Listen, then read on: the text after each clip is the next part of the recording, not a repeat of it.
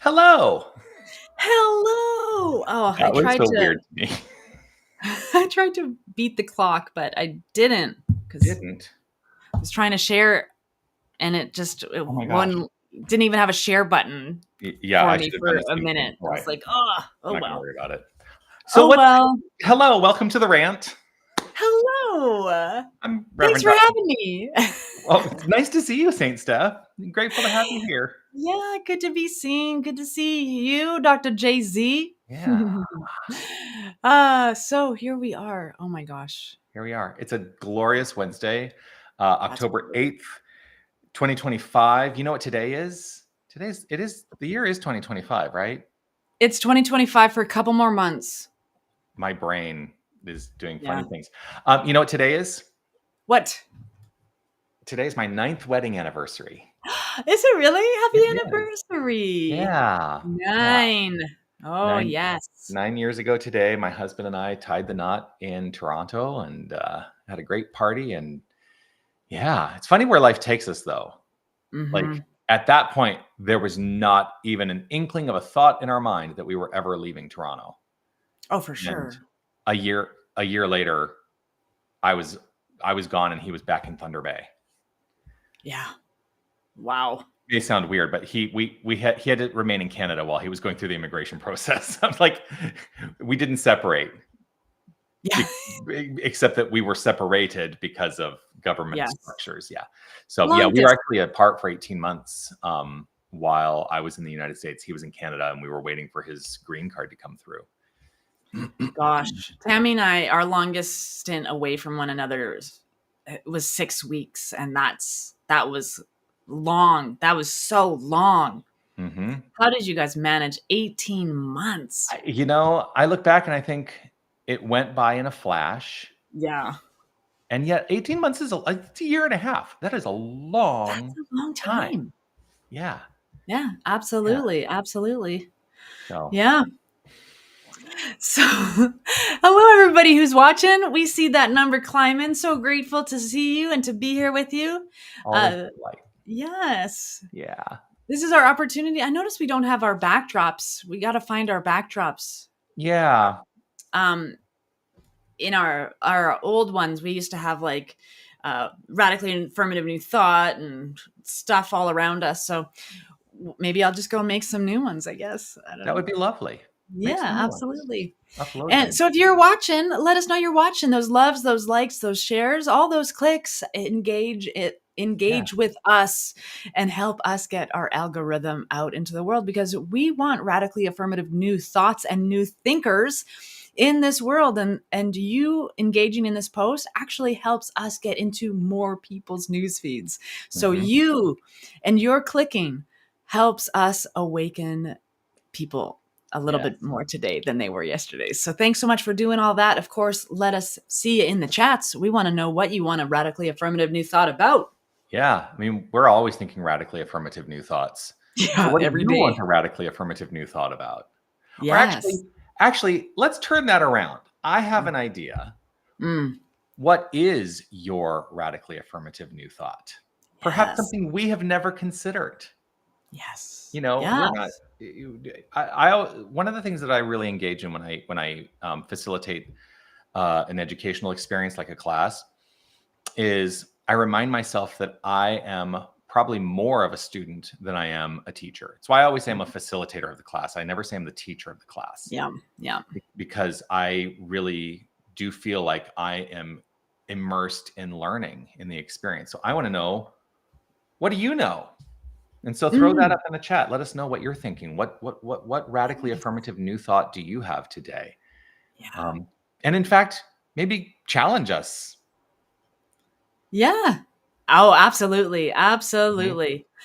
Yeah. Yeah. I love it. I love a day when my neck and ears are red because I've been challenged. Let's go. What's your radically affirmative new thought? Yeah. While we're waiting for those to come in, I just had this Mm. thought. So I just came back yesterday from I was away for 2 nights. I was just up in the Phoenix area, so a 2-hour drive from where I am. But I was there for the Unity Southwest Region Board of Trustees retreat, and it's a strategic planning opportunity. It's all business. But on the board of trustees for the Unity Southwest region, I'm the president of the board right now. On the board are 2 CSL ministers who became Unity ministers. And a lot of discussion actually came up because there are Unity ministers who don't have a lot of understanding of religious science and the differences between Unity and religious science. And they were asking, like, well, what is the difference? And so, I do come from a religious science background. My first educational certificates all are from Religious Science International, which is still like near and dear to my heart. And the question came up by some of the Unity ministers because they didn't know. And I was like, wow, we take a lot for granted. But what they didn't know is, what are the differences between religious science and Unity?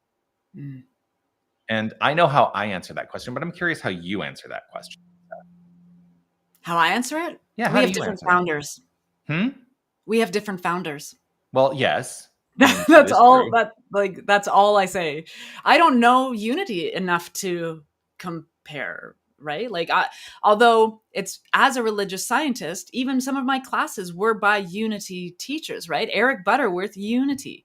Charles Fillmore, Unity. Linda Martello Whitsitt. Like, these are books that I study and facilitate. This was one of the very first classes I took, was spiritual economics. Yeah, and that's Eric Butterworth. Yeah, it's Eric Butterworth, who's a Unity minister.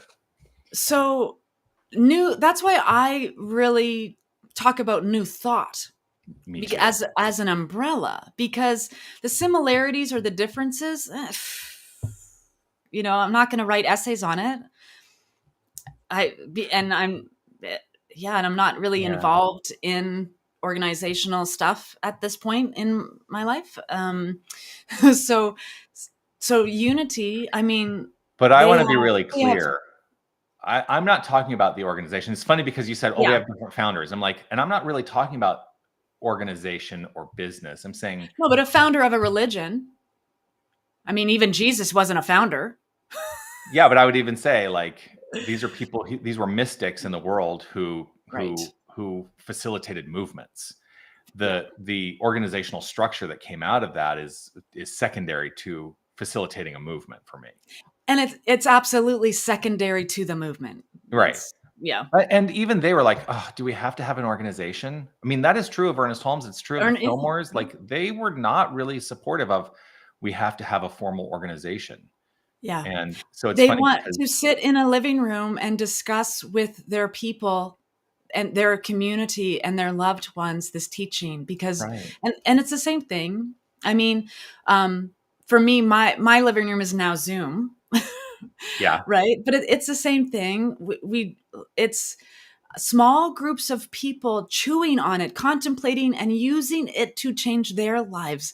Right. And then those people contemplating, chewing on with their loved ones and sharing, right. That's how it's a ripple effect. And, and that's, so yeah, mystics, I consider myself a mystic. My life has been absolutely epic in how the divine has shown up through me or as me, like that, how this presence engages when we are open vessels. That's mysticism. Be an open vessel and you will hear the divine all the time. Well, and what we perceive as being our ordinary lives are actually not separate from our mystical lives. They're one and the same. And I think if we start to really acknowledge that there's no difference.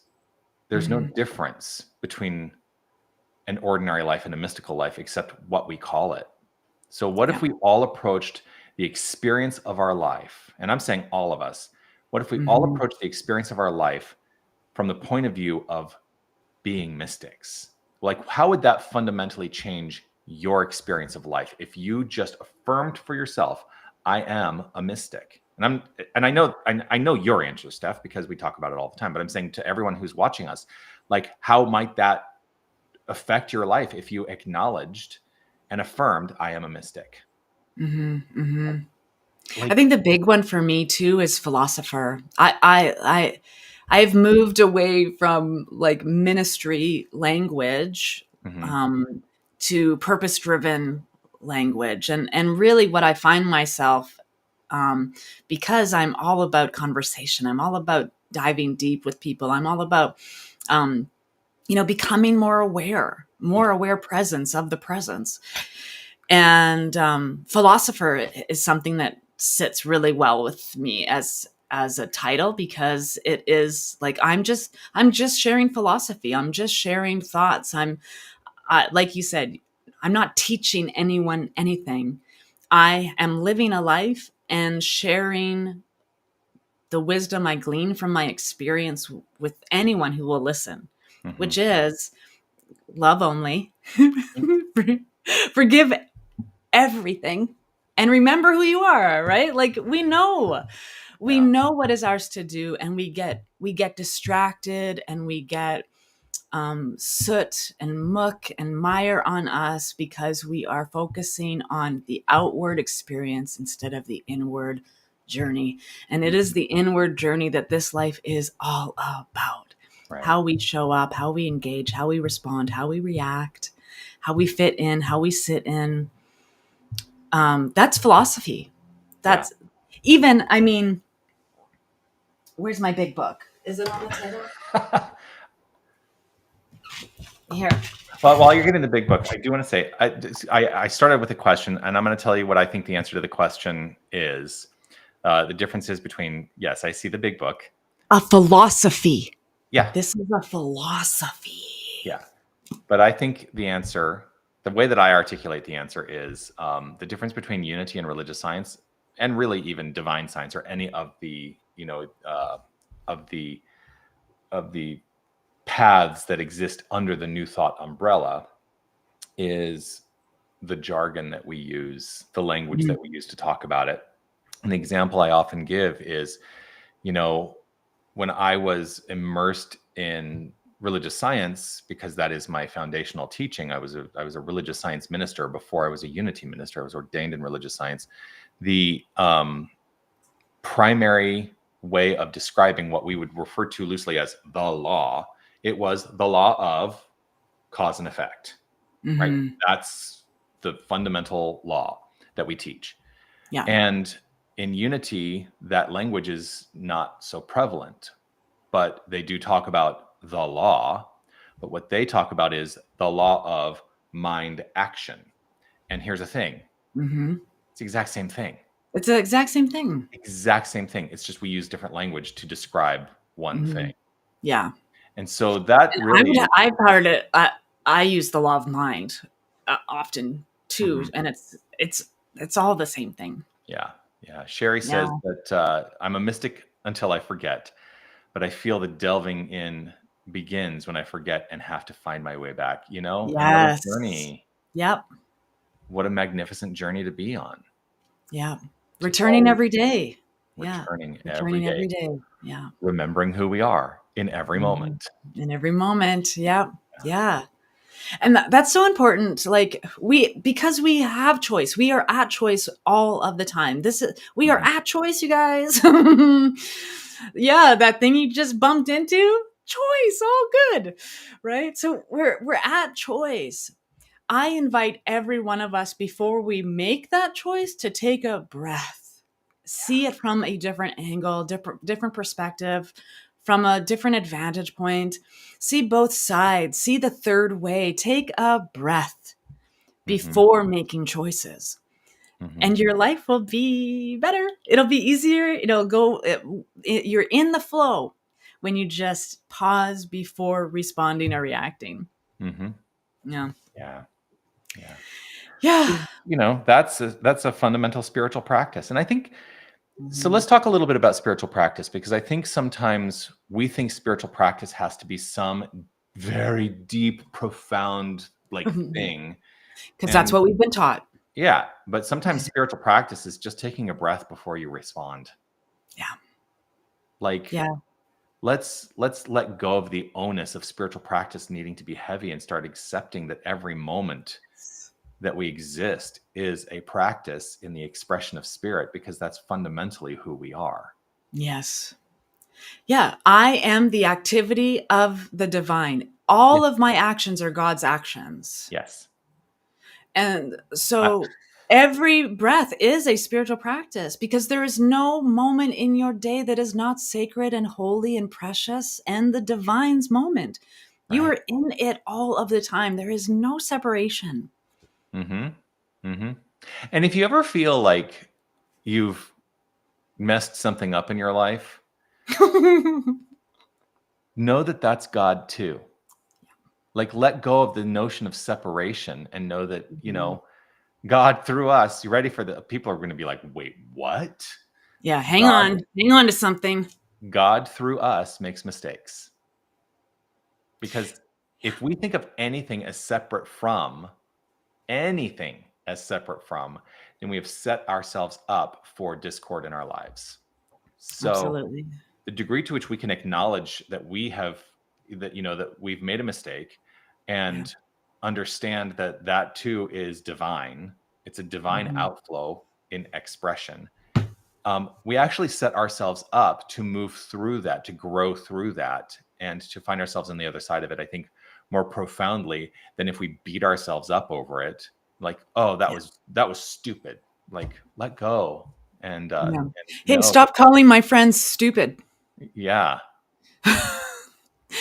Stop calling the beloved silly for making a choice, Mm-hmm. right? Yeah. Yeah. Mm, Mm-hmm. mm, mm. Yeah.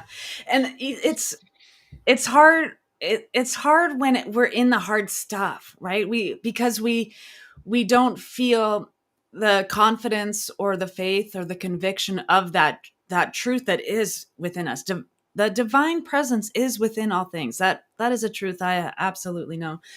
And I'm studying this book this year. This is like, I'm just spending every day with these essays by Dr. Ernest Holmes. And it's oh yeah, just right. Whenever Ernest or our beloved teachers, I talk about this all the time, Ernest Holmes, Charles Fillmore, Don Miguel Ruiz, just do this, right? Oh, well, they're the mystics who have mastered this principle. They're the philosophers who have philosophically unwound this. So it's just that simple. And it is just that simple. But Mm-hmm. at the same time, what this book is telling me in bite sized forms through essays, originally published in 1968, um, faith and conviction, confidence and self assurance. These are instruments and ingredients we require to live a fulfilled life. Mm-hmm. So if you are moping around, and I'm saying this because I've been moping around in my life. There's moping moments, right? We have moping moments. Working on that faith, that conviction, that confidence, that self assurance gets us to a place where that rebound time or the pause becomes simple and easy, because it's just practice. It's just Mm-hmm. practice, this thing. And so there's hard things. I have had hard situations in my life. I have hard situations in my life. And every one of them was a sacred friend, because I know now what I know now. I am now who I am now. Mm-hmm. These are beautiful things in my life. And I trust and know that same divine certainty within all of us will awaken the whole planet Mm-hmm. when we each have conviction and faith and self assurance in ourselves and our abilities to be awake, to Mm-hmm. be the mystic, to be the philosopher, to just trust that what we say is enough, what we do is enough, all of that good stuff. We have only one mind. Yeah. And so when, I'm waiting for that 100th monkey or the 1,000th person who really gets it, because we're going to see something so magnificent just shift all over the world. Indeed. Indeed. You make me think, and it's so, sorry, I'm not being very clear right now. You make me think about Emerson's essay on self-reliance, which is Mm, fundamental in the development of new thought. We have a lot of ties to transcendentalism in New Thought, and specifically in Ralph Waldo Emerson's essays. But there's this one thing that he wrote in his essay on self-reliance, where he wrote this, and I'm going to degender it, by the way. A person should learn to detect and watch that gleam of light which flashes across their mind from within, more than the luster of the firmament of bards and sages. Yet they dismiss without notice their thought because it is theirs. In every work of genius, we recognize our own rejected thoughts. They come back to us with a certain alienated majesty.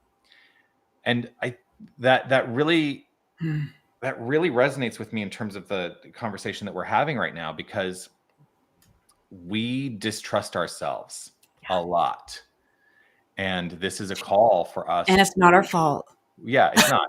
But this is a call to remember who we are, and that one mind is a mind that we all share. And so we have equal access, every single one of us, to the infinite wisdom of the universe. Yeah. And yet we dismiss it because, we might dismiss something. He mentions bards and sages, right? And I think about the bard of Stratford-upon-Avon, which is William Shakespeare. We will dismiss our thought because, Shakespeare said it better. Well, but you said it in your own unique way. Yeah. And we can let go of this notion that there's better or worse or good or bad. There is what is. And we are the ones who perpetuate a judgment around any of it. Yeah. Yeah. Just getting to a place where, getting to this place of enoughness, trusting yourself enough to just believe what you say. trusting yourself enough that you are every day doing the best that you can. Just trusting ourselves enough for that. Like, at the end of the day, you're sleeping better because you put your head down and you did the best that you can. Having enough faith and trust in yourself that today I did the best that I can. And that's all. That was enough. What I did was enough. Yeah. And having faith in your enoughness, that's huge. There's a book that was written by my mentor's mentor. My mentor being James Mellon. His mentor was Dr. David Walker. And David Walker, bless his heart, he made his transition many years ago. But he wrote a book called You Are Enough. Always have been, always will be. And when he published it, boy, that tweaked some people. Because, he's essentially saying, you are absolutely enough, warts and all. And, if we keep denying the existence of the ill effects or the detrimental things in our lives, we're actually not empowering ourselves to grow through them. We're not empowering ourselves to do anything about them. And we have we have the phrase for that, which we refer to that as spiritual bypass. And we're like, and who told us? It's all God. It's all good. I'm like, yes, it is all God and it's all good. That's a fundamental premise of what we teach. But that means it's all God. It is all. So acknowledge that we can be okay with looking at the stuff and knowing that we are empowered to grow through it. Yeah. Oh, I just had it might be a controversial thought. Say it. But back in the 70s and 80s, this self-help began. Self-help books, it's all the self-help. So and I just feel like self-help is kind of like a multi-level marketing kind of experience. Like, someone has told us we're not enough. Someone has told us that what you're experiencing right now, you should want to change because you're not good enough. You're not fast enough. You're not strong enough. You're not tall enough. You're not short enough. You're not thin enough. You're not fat enough. You are not enough. Someone has told us these things. Well, So God bless, yeah, we're David. bombarded with it every moment. If you don't have, Yeah. you're not enough, but if you get our product, you will be enough, You will be right? enough. I mean, Yeah, you will be enough when you discover it within yourself, beloved. yeah, You are born enough. You are born perfect. There's nothing you need to do to become more perfect. right. Yeah. Yeah. So I'm like, you thought that was going to be controversial? That's not Yeah. controversial. Well, I'm in some circles That say what? that have I'm in circles where that have helped me learn, have taught me how to pause before speaking. Hmm. And so I pause, right? I pause. I want to make sure. Um, but the golden rules here's a radically affirmative new thought. The golden thread, right? In in all faith traditions, in all spiritual backgrounds, the golden thread is to do no harm. Do no harm to yourself, to anyone. Do no if you're living your life to do no harm, nothing bad is going to be going on. Everybody's going to be on their best behavior. Um, and I say it like that because as soon as someone tells me I'm supposed to behave one way, my ego self, the little red dragon that sits over here, is like, "You're not the boss of me. I'm gonna be upset if I want to be upset." I'm like that, and the only one who needs to shift or change or grow or evolve that out of me is me, if I so desire to not have that little red dragon. Hmm. Or I could have that little red dragon go, "Oh, little red dragon, you are so sweet. Look at you in your fiery little heatedness. Oh my gosh, you're so sweet." Hmm. Thinking that you're not the boss. Like all of that stuff. Because everything is choice. Just because someone asks you to do something doesn't mean you have to do it. You are at choice. You don't Absolutely. have to grow. You don't have to evolve. You don't have to bend over backwards. You don't have to do any of that. Mm-mm. You don't have to do that. And Nope. so just live like today is the day. That's the essay I'm working on this week because I'm only chewing on one essay a week. Right. Just and I've been like, so I just how to build your tomorrow today is what I've been chewing on, and that's just it, right? But like, today's the day you have. Today's the day you're planting tomorrow's seeds, but today is the day you're reaping what you planted yesterday. So if today is going great, plant more of it. If you want to shift and change, you get to choose what seeds you are planting today. You get Hmm. to do that. We have choice. Hmm. And I love that for us. I love that for all of us. What we did yesterday is carried over into today only because we give our consent to it. That's in that essay. Oh, I'm aware. Yeah. I literally brought it up on Kindle on my screen because Yeah.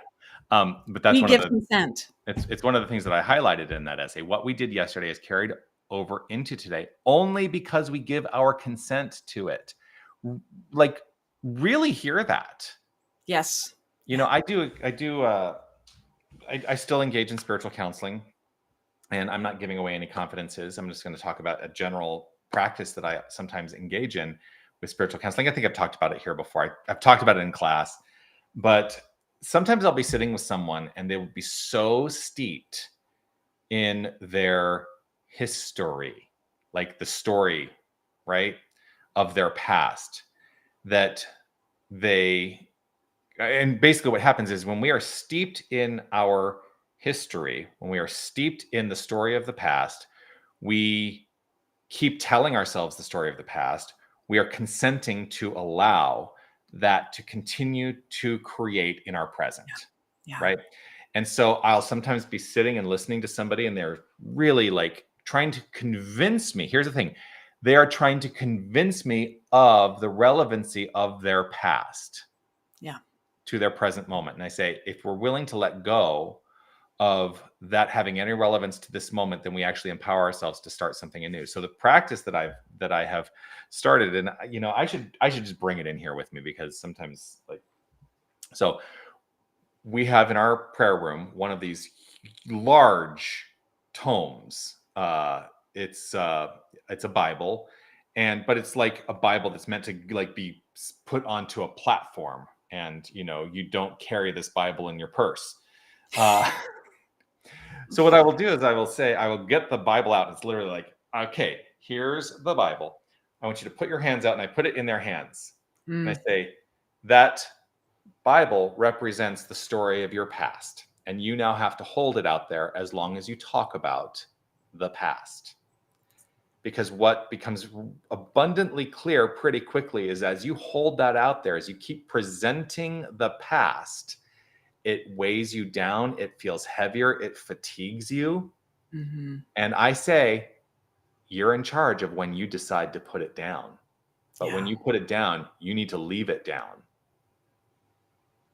And that has worked for some people, and it's like they get it. It's like, oh my gosh, I've been manipulating myself through holding on to the past. I've been weighing myself down because of the prevalence that I place on these past ideas. Yeah. And so what am I willing to do now? Set it down. You ready? Yeah.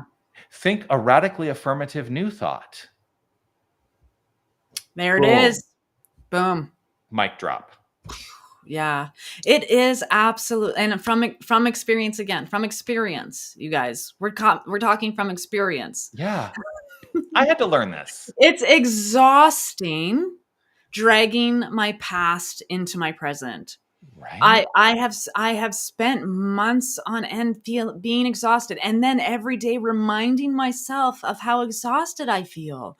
I carried that with me everywhere I go. It was a shawl. Oh, look at me. I'm so busy. I'm exhausted. Oh, look at me. I'm exhausted. And I carried my exhaustion with me.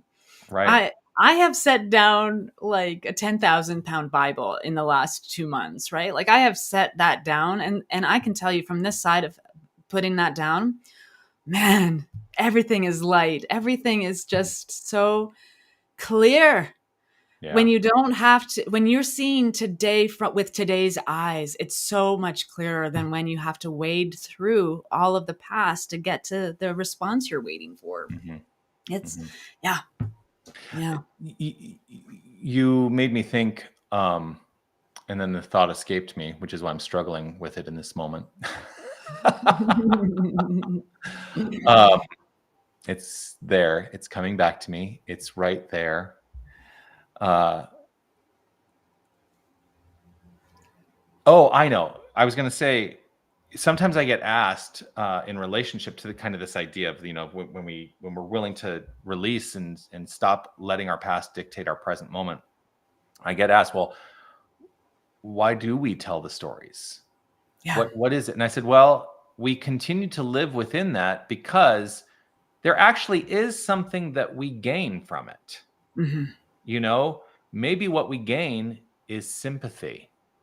Someone who's going to sympathize with us, which gives us a little bit of a hit of, I'm going to say, I don't know what the actual chemical thing that happens in our brain is, but maybe we get a little dopamine hit from that feeling of sympathy. It's like, oh, so you're sympathizing with me, which makes me feel so good. And so we are actually wiring our brains to continue that pattern of behavior.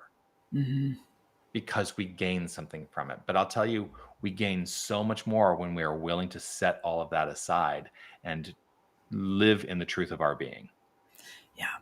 Yeah.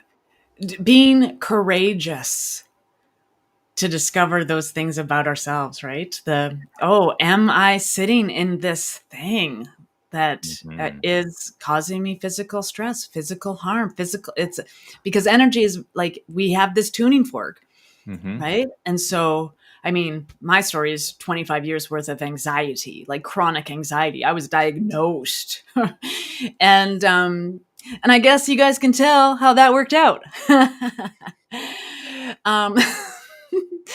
But it was, absolutely, like the benefit I received from being anxious in public, I got a lot of support. It wasn't the support my soul needed, but it was support my mind needed, my ego needed, like those kinds of things. But my just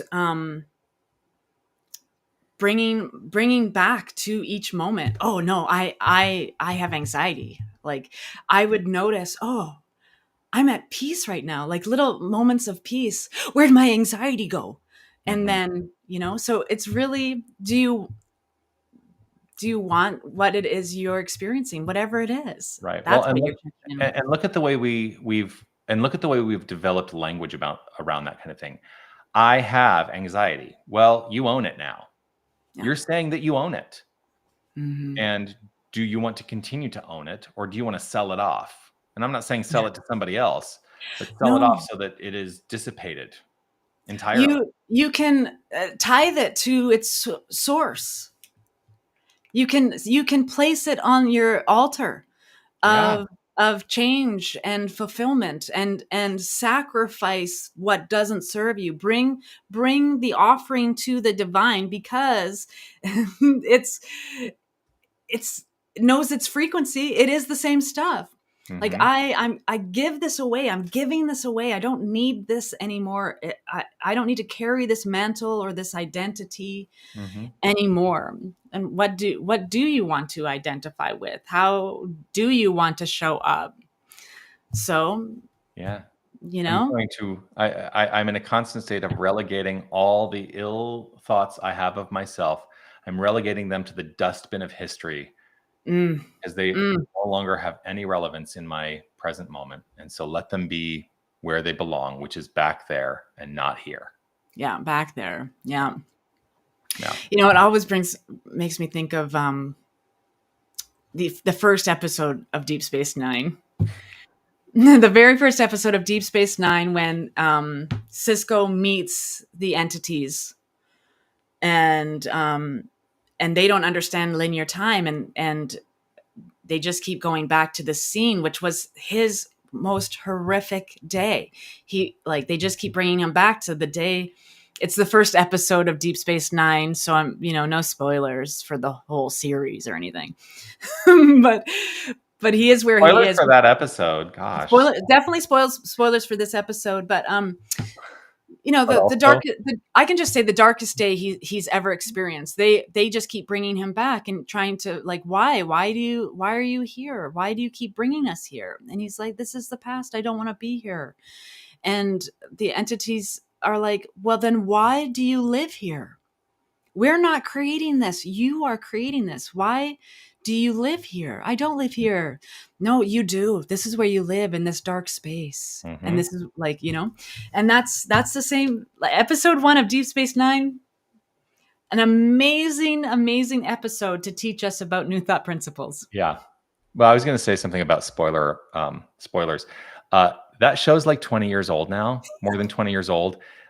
So I don't think it's considered a spoiler anymore. It'd be like saying, um, spoiler alert, Dorothy melts the Wicked Witch by throwing a bucket of water on her. What? What are you All right. telling me? I haven't seen I just that, gave away the ending of The Wizard of Oz. but not the ending of Wicked. No, I have not given away the ending of Wicked. Yeah. Which I just recently watched, even though it was years ago. It came out years ago. Well, We also just watched a year Hamilton. ago, not even a year ago. It came out last fall. Really? Oh my God, I'm so on it then. Yeah, That's you're like the most so on on it I've been. the final Wicked for Good, which is the second half, is released, I think, in 40 days. So I think something like that. Oh, that's wonderful. I'm going to watch it in a theater now that Tammy and I go to the theaters again. Yay. Yeah. Yeah. I love so Wicked, by the way. Love it. And I love loved it. I love Yeah. the adaptation into the movie. I enjoyed the stage production, but I think the movie's better, frankly. Oh, yes. I We just watched Hamilton. Mhm. We're watching all the things that people have said, hey, you should watch that years ago. Nice. And so we are now. So it's a filmed version of the play Hamilton. It's what they call a pro shot, Yeah. where they professionally video or filmed the stage production. Yeah. Yeah. And so now I know what everybody was talking about I years know, ago. it's really, it's Hamilton, so loud, Hamilton, right? Hamilton, Hamilton. Yeah. There was the one song after, and I'm not good at history or characters' names. It's okay. The sister of who Hamilton married, Angelica Schuyler Angelica. is the The sister. song she sang in the first act about, the missed opportunity, like he could have been hers, that song, when she was done singing it, When they I do the turned to whole Tammy. rewind at the Yeah, wedding. at the wedding. Yeah, Yeah. I turned to Tammy and I said, that song, that performance was enough reason for us to watch this program. Yeah. Like it, so much talent. I'm like, could you imagine being in that room with her voice? Like, wow. Yeah. The actress's name is Renee Elise Goldsberry. And that song, she actually does a cover of that song on her solo album. And it's really lovely because it's a different production value than in the stage production. I mean, of course. Yeah. But there's something actually even more heartbreaking around hearing her sing it without like a huge backing chorus. Yes. Yeah. Yeah. We've gone from New Thought into musical theater. Music, just like Story of my life. Like us to do. Yeah, theater kids, you guys. Yeah. Theater kids. I have you seen Come From Away? The pro shot? Come From Away. Nope. Come From Away. It is a must. It is one of the best musicals that has ever been created and produced, in my opinion. I love musicals. Yeah. In my next life, I'm totally going to get into that somehow.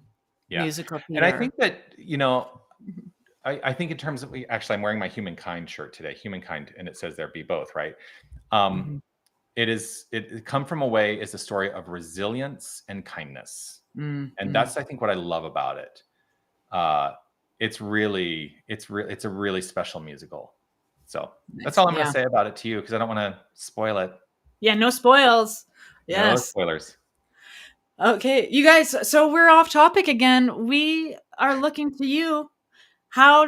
What is your radically affirmative new thought today? What are you shifting, changing, growing, evolving? What is your radically affirmative new thought? Let us see them in the comments. And because we've got 15 more minutes of ranting available to you. So you have we can rant about spiritual things or musical theater. It's up to you. Yeah, it's up to you. Yeah, up to you. I'm also willing to talk about Star Trek all day long. Well, yeah, there are so many spiritual ties in Star Trek.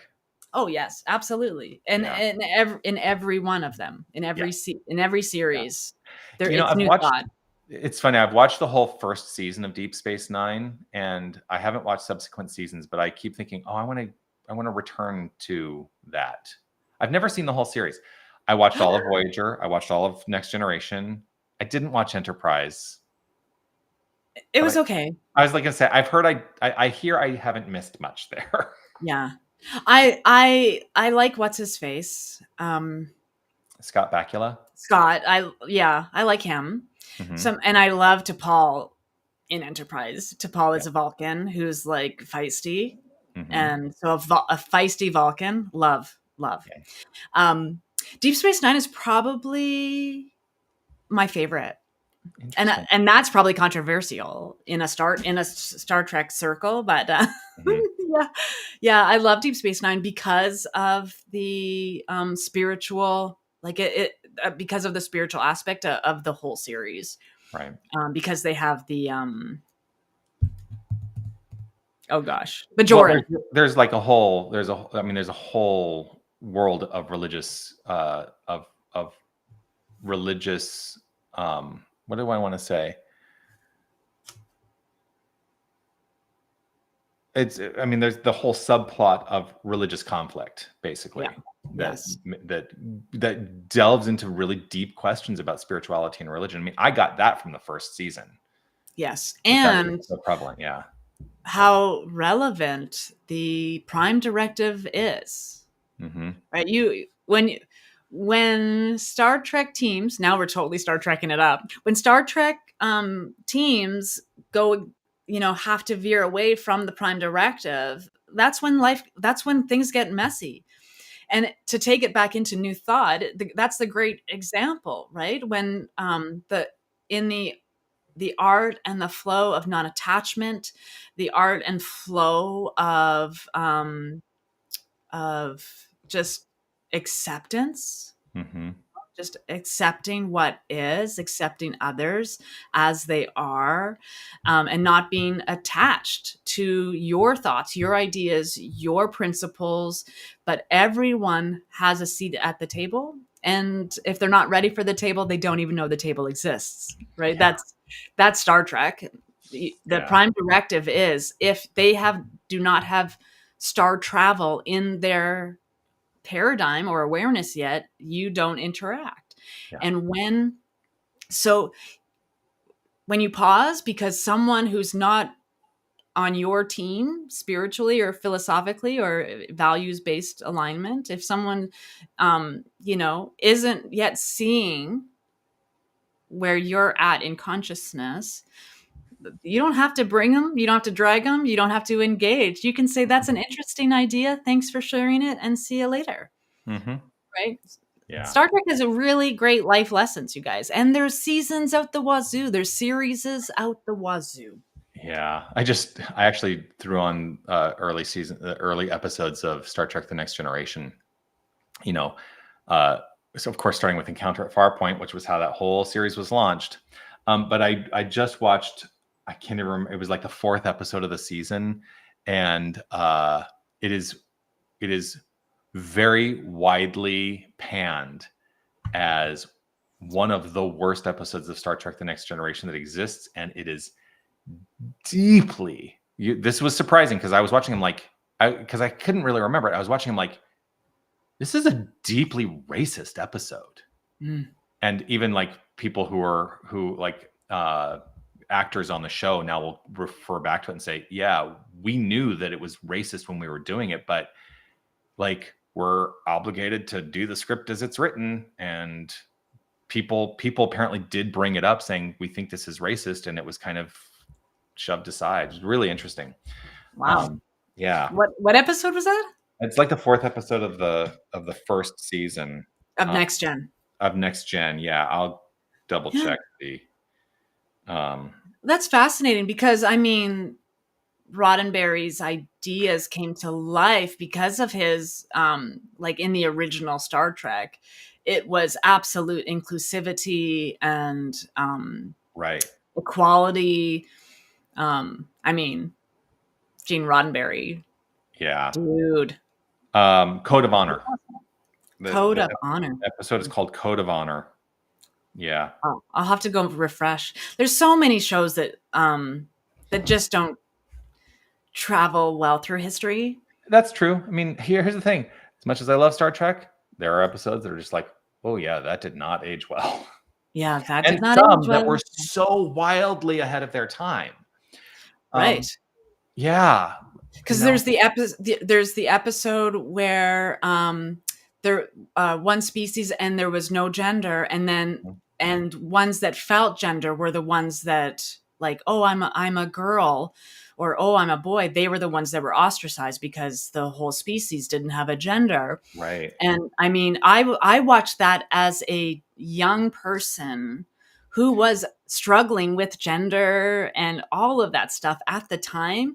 And seeing that episode was transformative to me. Yeah. And my parents were like, that was a great Star Trek episode. And I'm like, that just changed my life. I have inside information on that. Yeah.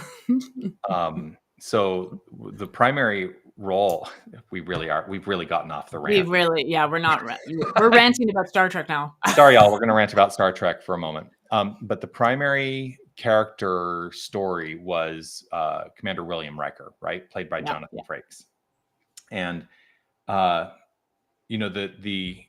the character that he engages with, who's basically saying, hey, the character in the alien race, hey, I feel gendered. I feel like I'm female, right? And that's a struggle for them to like admit that out loud. Jonathan Frakes actually lobbied really hard for that role to be played by someone who identifies male.